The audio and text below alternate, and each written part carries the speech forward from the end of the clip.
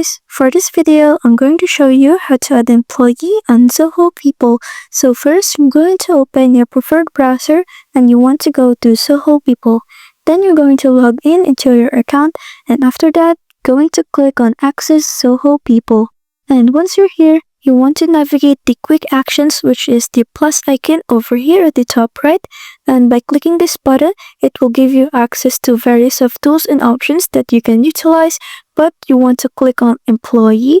And over this page, it will give you access to a lot of options, especially a list of your employees, but you want to click on add employee over here at the top right. Then you're going to select how you want to add employees. You can add users via invitation, or you can also add people from Zoho Mail, Google Workspace, or Microsoft 365. And once you've selected an option, it will automatically sync the users from Zoho. And after that, you're going to click on Submit over here at the bottom left. And after that, it will give you a summary of the people you were able to add. So I hope this helps, and thanks for watching.